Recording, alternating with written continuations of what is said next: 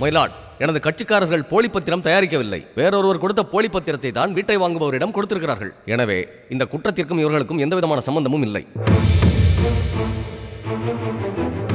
மயிலாட், இவர்கள் இருவரும் குற்றவாளிகள் நிரூபிக்க வலுவான ஆதாரங்கள் உள்ளது. குற்றப்பத்திரிகை இப்பொழுதுதான் தாக்கல் செய்யப்பட்டிருக்கிறது. இதன் மேல் இன்னும் விவாதமே தொடங்கவில்லை. நீங்கள் உங்களது கருத்தை அப்பொழுது சொன்னால் போதும். எஸ் மயிலாட். மயிலாட், எனது கட்சிக்காரர்கள் இருவருக்கும் ஜாமீன் வழங்கும்படி வேண்டுகிறேன். அதற்கான மனுவை உங்கள் பரிசீலனைக்கு வைக்கிறேன். மயிலாட், நடந்து கொண்டிருப்பது ஒரு ஃபோர்ஜரி வழக்கு. நாட்டில் போலி முத்திரைத்தாள்கள் வழக்குகள் வெகுவாக நடந்து கொண்டிருக்கும் இந்த வேளையில் குற்றம் சாட்டப்பட்டிருக்கும் இந்த இருவரும் ஜாமீனில் வெளியே வருவதால் சாட்சிகள் மாற்றப்படுவதற்கோ அல்லது கலைக்கப்படுவதற்கோ வாய்ப்புள்ளதால் குற்றப்பத்திரிகை தாக்கல் செய்யும் வரையில் இவர்கள் இருவரையும் போலீஸ் கஸ்டடியில் வைத்து விசாரிக்க வேண்டும் என தாழ்மையுடன் கேட்டுக்கொள்கிறேன்.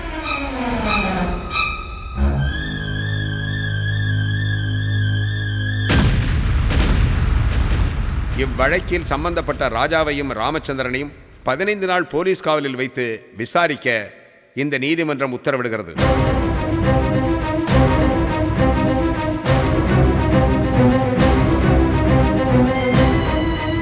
Thank you. All the best. Thank you, sir. Okay.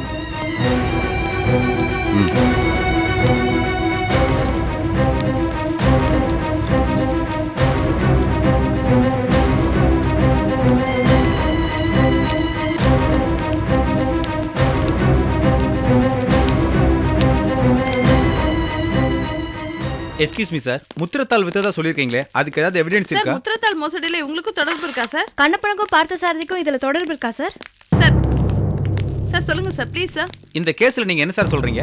கொஞ்சம் இருங்க, உங்க எல்லாரோட கேள்விக்கு நான் பதில் சொல்றேன். தயவு செஞ்சு வாங்க ப்ளீஸ். மாப்பிள மாப்பிள, நீங்க எதுக்கும் கவலைப்படாதீங்க. உங்களை சீக்கிரம் வெளில கொண்டு வந்துடுவோம். பார்த்தசாரதியை பற்றி எனக்கு ஒரு சின்ன க்ளூ கிடச்சிருக்கு. அவனை நான் தேடின்னு போகலான்னு இருக்கேன். அவனை கொண்டு வந்து கோர்ட்டில் ப்ரொடியூஸ் பண்ணி உங்களை நிரபராதின்னு நான் ப்ரூவ் பண்ணுறேன்.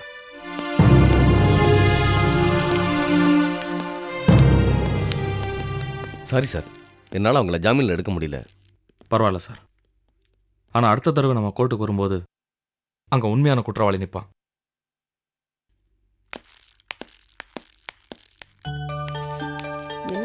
என்ன கோதை, வீட்டுக்கு கிளம்பியாச்சா? எல்லாரும் ஆசைப்பட்ட மாதிரி ஆண் குழந்தைய பெத்தெடுத்துட்ட. கோதைக்கு வாத்துக்காருக்கும் ஆம்பளை பிள்ளை தான் ஆசை. கோதைக்கு இனிமே நார்மல் ஃபுட் கொடுக்கலாம் இல்லையா? நிறைய பிளட் லாஸ் ஆயிருக்கு, அதனால ஹெல்தி ஃபுட்டா கொடுங்க. அப்புறம் நான் கொடுத்த பிரிஸ்கிரிப்ஷன் படி மெடிசன்ஸ் எல்லாம் வாங்கியாச்சா? இல்ல, அப்பா போயிருக்காரு. பில்லை செட்டில் பண்ணிட்டு அப்படியே வாங்கிட்டு வந்துடுவோம் டாக்டர். ஓகே, ஏதாவது அவசரம்னா எனக்கு ஃபோன் பண்ணுங்க, நான் வந்து பாக்குறேன். நல்ல நேரம் வந்தோடனே கிளம்புங்க. Thanks doctor. தேங்க்ஸ் எல்லாம் இருக்கட்டும், முதல்ல நான் கொடுத்த மாதிரி மெடிசன்ஸ் ஃபாலோ பண்ணணும். Okay, wish you all the best. என்ன அழறீங்க? போயிட்டு வரோம் டாக்டர். போயிட்டு வாங்க. அப்புறம் ஒரு முக்கியமான விஷயம், கோதைகிட்ட எந்த ஒரு ஷாக்கான நியூஸும் சொல்லாதீங்க. அவ ஹெல்த் ரொம்ப வீக்கா இருக்கு. Be careful. சரி.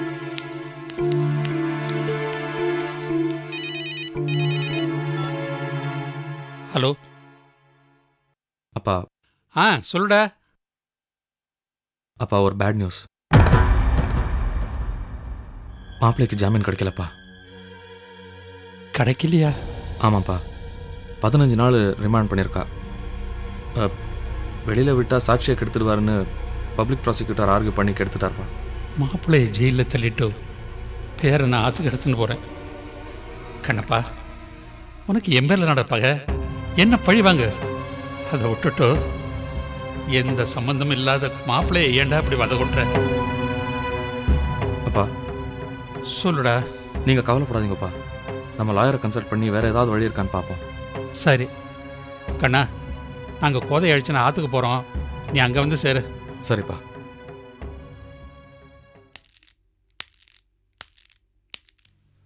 என்ன பணம் கட்டிட்டேளா?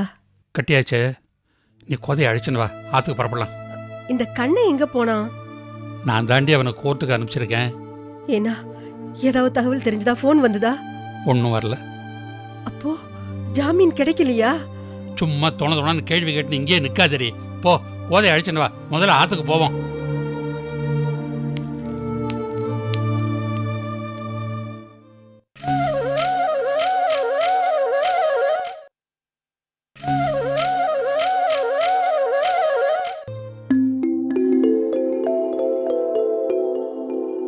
அலமேலோ அலமேலோ அலமேலோ என்னண்ணா? நிச்சயதார்த்தத்துக்கு என்ன 5 நாள் தான் இருக்கு தெரியுமோண்ணா? எல்லாம் தெரியும்ண்ணா. என்னடி டென்ஷனே இல்லாம இருக்க? என் ஆபீஸ் ஃப்ரெண்ட்ஸு, சொந்தக்காரா, ருக்குவோட ஃப்ரெண்ட்ஸு, இப்படி ஒரு 50-60 பேர் வரமாட்டா? கண்டிப்பா 100 பேர் வருவா. 100 பேருக்கு நீங்களே சமைச்சிருவீங்களா இல்ல ஹோட்டல்ல ஆர்டர் பண்ணட்டுமா? ஐயோ, எப்படி நான் 100 பேருக்கு எங்களால சமைக்க முடியும்? நீங்க பேசாம ஹோட்டல்லே ஆர்டர் பண்ணிடுங்க. அப்படியா? சரி, அப்ப நான் ஹோட்டலே அரேஞ்ச் பண்ணிடுறேன். இன்னைக்கு பேசாம லீவ் போட்டு இந்த மாதிரி சின்ன சின்ன விஷயங்களை நானே முடிச்சிடலான்னு இருக்கேன். என்ன சொல்ற? உங்க இஷ்டம். லேசா தலைவலிக்கிற மாதிரி இருக்கு, ஒரு கப் காஃபி போட்டு கொண்டா. சரிண்ணா. என்னம்மா ருக்கோ, உன் ஃப்ரெண்ட்ஸ் கிட்ட எல்லாம் சொல்லிட்டியா? நிச்சயதார்த்தத்துக்கு என்ன 5 நாள் தான் இருக்கு. எதுக்குப்பா எல்லார்கிட்டயும் சொல்லிக்கிட்டு? சிம்பிளா நடக்க போற ஃபங்க்ஷன் தானே. என்னம்மா இப்படி சொல்லிட்ட? சிம்பிளா நடக்கிற ஃபங்க்ஷன்னால நம்ம மாதத்துல நடக்க போற முதல் ஃபங்க்ஷன் இதுதான். அதனால இதுல என்னுடைய சாட்டிஸ்ஃபேக்ஷன் தான் முக்கியம். தெரிஞ்சவா தெரியாதவா உறவுக்காரா எல்லாரையும் கூப்பிட போறேன். நெருங்கின உறவுன்னா எல்லாரையுமே கூப்பிடுவேல மாப்பிள்ள. ஆமா, அதுல என்ன சந்தேகம்? சந்தேகமெல்லாம் இல்லை மாப்பிள்ள, எனக்கும் இதுல சந்தோஷம்தான். ஏன்னா என் புள்ள சுந்தரமும் நமக்கு உறவு தானே. அது மாத்திரம் இல்ல, உங்க பொண்ணு ருக்குக்கு அவன் தாய்மாமா இல்லையா, அதனாலேயே நிச்சயதார்த்தத்துக்கு அவனை கூப்பிடலாமே. தெரியுமே, அங்க எங்க சுத்தி எங்க வரீங்கன்னு தெரியுமே. எனக்கு துரோகம் பண்ணவன் பேரு உறவுக்காரன் இல்ல, அவன் அடுத்தவன் கழுத்தறுத்தவன். இந்த வீட்டில் நடக்கிற ஃபங்க்ஷன் எதுலயே கலந்துக்கிறதுக்கு அவனுக்கு தகுதி கிடையாது. மாப்பிள்ளையே உங்களுக்கு வேணா அவன் வேண்டாம்னு இருக்கலாம், ஆனா பல பேர் கூடுற இடத்துல அவன் தாய் மாமனா வந்து சீர்சனத்தை செஞ்சா தானே உங்களுக்கு நன்னா இருக்கும். அப்பதானே உங்களுக்கு பெருமை. ஆமா, அவன் வந்து சீர்சனத்தை பண்ணி தான் என் பொண்ணு நன்னா இருக்கணுமாக்கும். எனக்கு அவன் சங்காத்தமே வேண்டாம் தான் நான் ஒதுங்கி இருக்கேன். நீங்க அவன் வரணும்னு ஆசைப்பட்டா அந்த நிமிஷமே நீங்க இந்த வீட்டில் இருக்க வேண்டிய அவசியம் இல்லை. உங்க மாட்டு பொண்ணு ஹாஸ்பிட்டல் சாக கிடந்தால அப்ப நான் பார்க்க போனேன். எனக்கு கிடைச்ச தண்டனை என்ன தெரியுமா? போனை போட்டு ஏகத்துக்கும் பேசினான். அதெல்லாம் கேட்டுட்டு எந்த ரோஷமுள்ள ஆம்பளையாவது மூஞ்சில முழிப்பானா? இவ்வளவு நடந்ததுக்கு அப்புறம் அவளை கூப்பிடுன்னு கொஞ்சம் கூட கூச்சம் இல்லாம சொல்றல. ஏதோ மாமியார்ன்ற மரியாதைக்காக உங்களை இதோட விடுறேன். இனிமே அந்த வீட்டை பத்தி பேசுற வேலையை நிறுத்திக்குங்க, இல்லைன்னா நான் மனுஷனா இருக்க மாட்டேன். மன்னிச்சுக்குங்க மாப்பிள்ள. நானே தலைவலின்னு துடிச்சுட்டு இருக்கேன், இவ வேற வந்து டென்ஷன் பண்ணிட்டு போறான். அலமேலா, ஏண்டி காஃபி ரெடியா? சீக்கிரம் கொண்டாடி. எடுத்துட்டு வரேன்னா.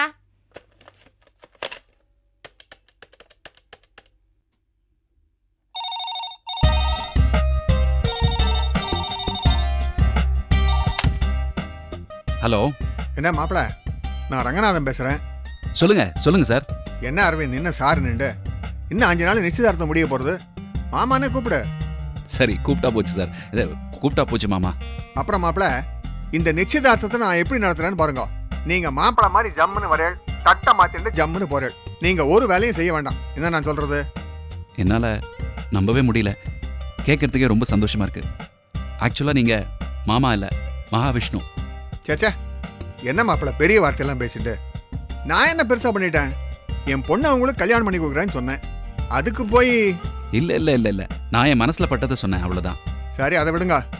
நிச்சயதார்த்தத்தை பத்தி ஞாபகப்படுத்துறது தான் ஃபோன் பண்ணேன். நீங்க மறந்துடக்கூடாது இல்ல? இது என்ன மறக்கக்கூடிய விஷயமா? மாமா, நான் ஆக்சுவலா 2 நாள் ஆஃபீஸ்க்கு லீவ் போட்டிருக்கேன். இப்போ கூட ஷாப்பிங் தான் கிளம்பிட்டு இருக்கேன். அப்படியா?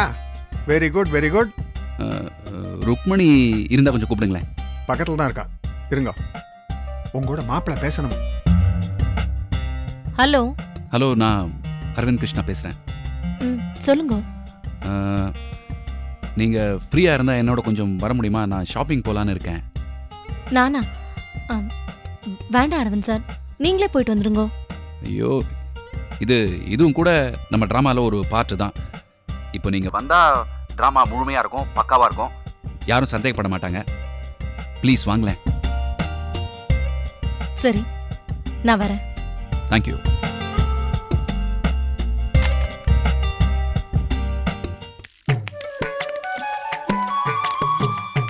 சித்தேரு, நான் ஆர்த்தி கரைச்சி எடுத்துட்டு வரேன். அதுக்கெல்லாம் அவசியமே இல்லை, நான் ஏற்கனவே தயாரா கரைச்சி வச்சிருக்கேன்.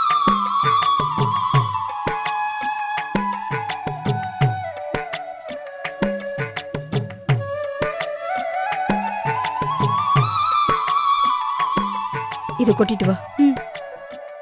உள்ள வாமா. பார்த்து.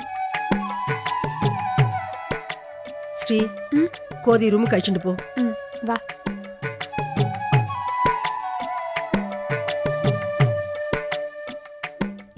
என்ன கண்ணங்கிட்ட இருந்து ஒரு தகவலும் வரலையே.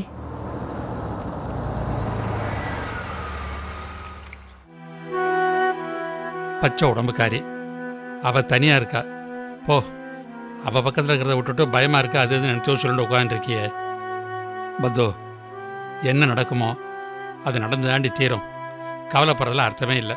போ, அவளை போய் பாரு.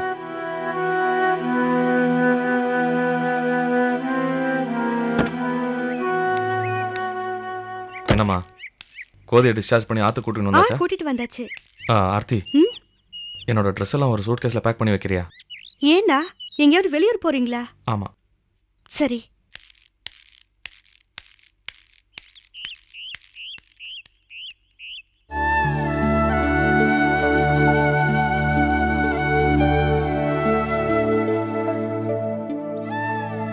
கண்ணா, மாப்பிள்ளை என்னடா ஃபீல் பண்ணுறார்? வெளியில் எதுவும் காட்டிக்கல, ஆனால் உள்ள ரொம்ப உடஞ்சி போயிருக்காருப்பா. அவன் அம்மா அப்பாக்கு எப்படி இருக்கும்? ஏன்பா, நம்மாத்துல யாருக்கும் தெரியாது. பேரம் பிறந்த சந்தோஷத்தை கூட கொண்டாட முடியாம என் நிலைமை இப்படி ஆயிடுத்தடா. கவலைப்படாதீங்கப்பா, எல்லாம் சரியாயிடும். அந்த கண்ணப்பன் மட்டும் என் கையில் கடிச்சிட்டா எல்லாத்துக்கும் ஒரு முடிவு கட்டிடுவேன். எனக்கு பயமா இருக்குடா கண்ணா. ஏன்பா பயப்படுறாரு? நம்ம பக்கம் தர்மம் நியாயம் எல்லாம் இருக்கு. நிச்சயமா நம்ம ஜெயிச்சிருவோம். தர்மத்தின் வாழ்வு தன்னை சூது கவ்வும், மறுபடியும் தர்மமே வெல்லும்னு நீங்க தானப்பா சொல்லி கொடுத்தேள். கண்ணா, மாப்பிள்ளை பேர்ல எந்த தப்பும் இல்லை. நம்ம பழி வாங்குறதுக்காகத்தான் மாப்பிள்ளை இப்படி கண்ணப்ப மாட்டி விட்டாங்கிற தகவல் அவ அப்பா அம்மாவுக்கு தெரிஞ்சதுன்னா கோதையே தள்ளி வச்சிட மாட்டாளு. ஏன்பா வீணா நீங்களா ஏதாவது கற்பனை பண்ணிக்கிறீர்கள்? உலகத்துல எல்லாருமே கெட்டவாளும் துரோகிகளும் கிடையாது. அங்கங்க நல்லவாளும் இருக்கா. நம்ம சம்பந்தியாத்துல எல்லாரும் நல்லவா. அப்படியெல்லாம் பண்ணிட மாட்டாப்பா. என்னமோ கண்ணா, நீங்கள்லாம் நன்னா இருக்கணும், சந்தோஷமா இருக்கணும். அது ஒண்ணுதான்டா எனக்கு. அண்ணா, நீங்க சொன்ன மாதிரி எல்லாத்தையும் பேக் பண்ணிட்டேன். தேங்க்ஸ்மா. என்னடா, என்னது, எங்க புறப்பட்ட? ஃப்ரெண்ட் ஒருத்தருக்கு கல்யாணம்ப்பா. நல்ல நேரம் பார்த்தே போ. ஏண்டா, கல்யாணத்தில் கலந்துக்கிற நேரமா இது? இல்லப்பா, முக்கியமான ஃப்ரெண்டு, அதான் தட்ட முடியல. ஏண்டா, இப்போ இருக்கிற நிலைமையில என்ன தனியாக விட்டுட்டு போறேங்கிறியாடா? இல்லப்பா, கடையை எப்படி பார்த்துக்கணுங்கிற டீட்டெயில்ஸ் ஷாம் கிட்ட சொல்லியிருக்கேன். நீங்கள் ஆற்றுலேயே உட்காந்து குழந்தைகிட்ட விளையாடுங்க. நான் 3 நாளில் ஓடி வந்துடுறேன். ஏண்டா, கல்யாணத்தில் 3 நாளைக்கு உனக்கு என்னடா வேலை? இல்லைப்பா, முக்கியமான ஃப்ரெண்டு, ஒரு நாள் முன்னாடியே வர சொன்னான், அதான். ஏண்டா, கல்யாணம் எந்த ஊரில்? மதுரைலப்பா. 3 நாளில் வந்துடுவியானோ? நிச்சயமாக வந்துடுறேன்ப்பா. ஏதாவது அவசரம்னா மொபைலில் ஃபோன் பண்ணுங்க, நான் கிளம்புறேன்ப்பா. ஏண்டா, அம்மாட்ட ஒரு வார்த்தை சொல்லிட்டியா? நீங்களே சொல்லிடுங்கப்பா, எனக்கு லேட் ஆச்சு, கிளம்பணும். ஜாக்கிரதையா போயிட்டு வாடா. சரிப்பா.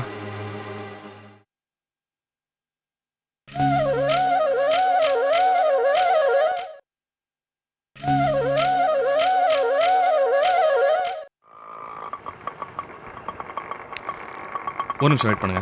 சரிங்க சார்.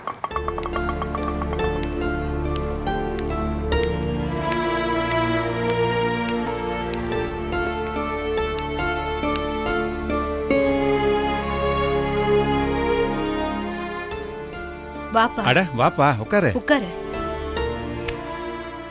எங்க கிளம்பிட்ட? கோத்தகிரி வரைக்கும் போறேன். என்னப்பா, எங்களுக்கு இருக்கிற ஒரே ஆறுதல் நீதான். நீயும் மாமி, நான் இப்போ அங்கே போகிறதே மாப்பிள்ளைக்காக தான். மாப்பிள்ளையை ஏமாத்தினவன் கோத்தகிரியில் தான் இருக்கான். அதை கண்டுபிடிச்சிட்டேன்.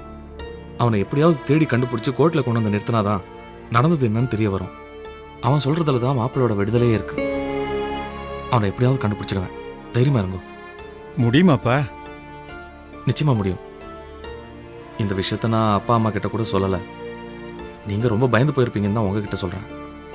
வரும்போது நிச்சயமா அவனோட தான் வருவேன். தைரியமா இருங்கோ. நீ சொல்றதே எங்க வயிற்றுல பாலை வாத்த மாதிரி இருக்குப்பா. போயிட்டு வா. பாவம், உனக்கு தான் வீண் சிரமம். அப்படியெல்லாம் ஒன்றும் இல்லை. நான் போயிட்டு வந்தோடனே உங்களை வந்து பார்க்குறேன். கிளம்புறேன். கிளம்புப்பா. வரேன் மாமா. பாப்பா.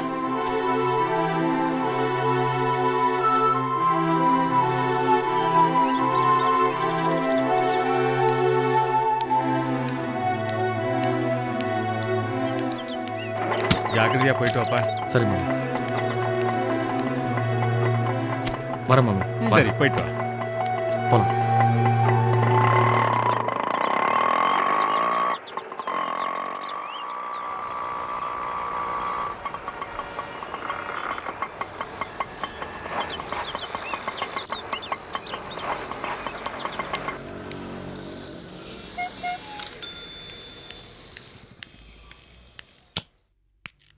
Excuse me sir. எஸ் வாங்க. பஸ் சரியான நேரத்தில் கிளம்பிடும்ல? கண்டிப்பா கிளம்பிடு சார். இன்னும் பஸ்ஸே வரல? இன்னும் 20 நிமிஷம் இருக்கு சார். சரி அப்போ வெளில வெயிட் பண்ணு. சார் ஒரு நிமிஷம். நேற்றுக்கு நீங்க கண்ணப்பன்றவரை பத்தி தானே விசாரிச்சீங்க? ஆமா. இன்னைக்கு ஈவினிங் அதே பேர்ல டிக்கெட் புக் ஆயிருக்கு சார். நான் போற வண்டியில் அவரும் வராரு? ஆமா சார், சீட் நம்பர் 10. அவர் வந்துட்டாரா சார்? வந்துட்டார் சார், பக்கத்துல ஹோட்டலுக்கு போயிருக்காரு. Thank you sir.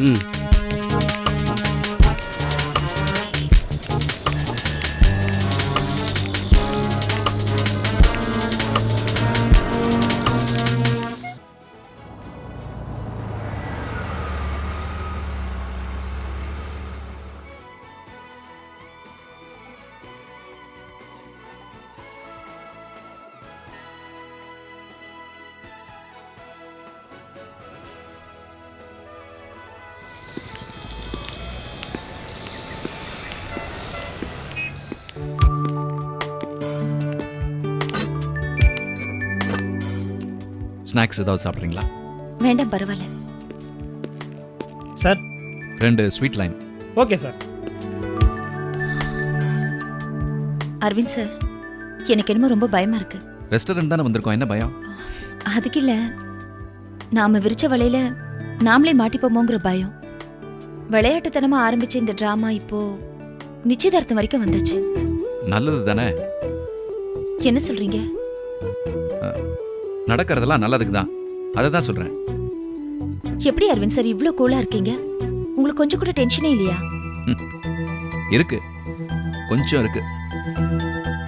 எங்கேயாவது நிச்சயதார்த்தம் நின்று போயிடுமோன்னு ஒரு பயம் இருக்கு. புரியல. கடைசி நிமிஷத்தில் உங்கள் அப்பா நாம் செய்கிறதெல்லாம் ட்ராமான்னு தெரிஞ்சு நிச்சயதார்த்தத்தை நிறுத்திடுவாரோன்னு ஒரு பயம் இருக்குன்னு சொல்கிறேன். என்ன சார் சொல்றீங்க நீங்க? நிச்சயதார்த்தம் நடந்துருமோன்னு நான் பயப்படுறேன், நின்று போயிடுமோன்னு நீங்க பயப்படுறேன். நிச்சயதார்த்தம் தானே நடக்க போகுது, கல்யாணமா நீங்கள் பயப்படுறதுக்கு? அதுக்கு இல்ல அரவிந்த் சார், இந்த நிச்சயதார்த்தத்துக்கு எங்க ரிலேட்டிவ்ஸ் எல்லாருமே வருவா. இது பொய்யான நிச்சயதார்த்தம் டிராமான்னு தெரிஞ்சா நாளைக்கு நான் அவளாண்ட அகப்பட்டு அவதிப்பட வேண்டியிருக்கும். உங்கள் பாயிண்ட்லேருந்து நீங்கள் பேசுறீங்க.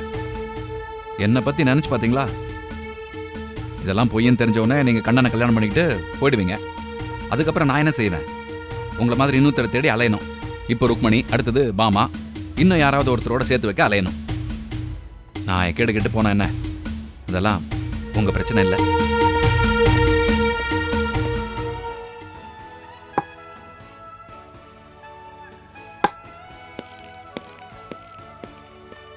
சாப்பிடுங்க.